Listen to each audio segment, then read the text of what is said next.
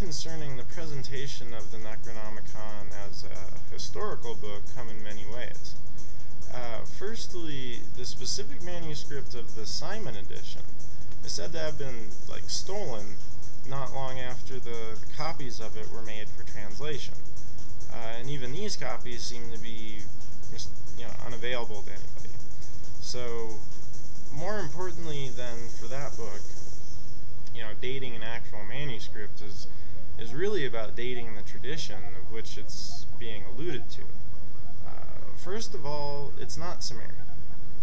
The Sumerians did occupy a similar space geographically to birthplace of this tradition, but their tradition is not all present because it is specifically, even though names and so forth are carried over, it's specifically Babylonian and Mardukite tradition. So this idea that it's a non-denominational magic grimoire is a false assertion because it's clearly laced with the Mardukite specific divine politics that can be found strongest in the Babylonian and Egyptian traditions and literature.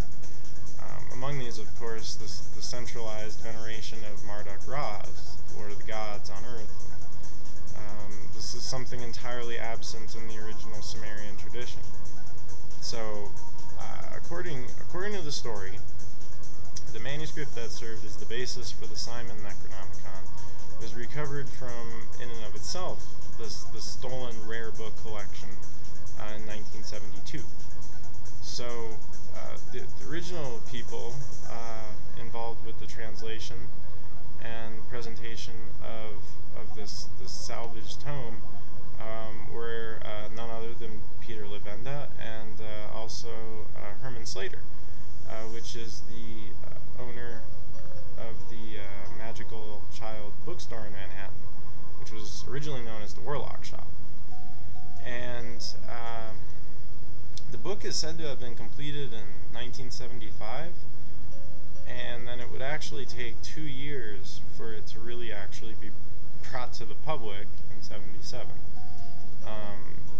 There's a misconception that Magical Child published the Necronomicon hardcover, which is not true. They did publish later the first version of the spellbook, but the private venture was actually done under the umbrella name of the Schlangecraft Incorporated.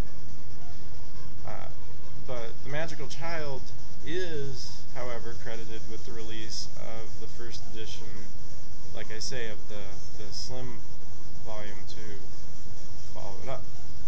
So, which actually appeared in 81.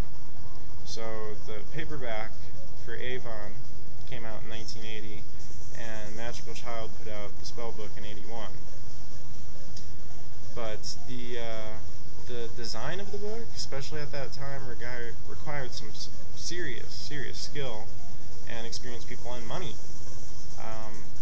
So in walks Larry Barnes, this man who apparently has this lifelong obsession with all things Lovecraft and this undying compulsion to publish and promote a Necronomicon. So, everything seemed to come into place for them. And the original caretakers of the manuscript actually claimed to really care nothing about Lovecraft, and pretty much all swear the name did actually grace the cover of the book.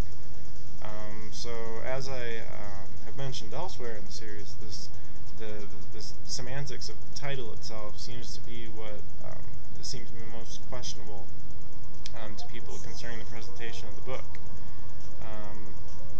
But the name carries energy, and it does say nothing of the validity of the book itself, and this is something that the Mardukite Chamberlains actually have spent several years looking at the heart of, and produced some incredible work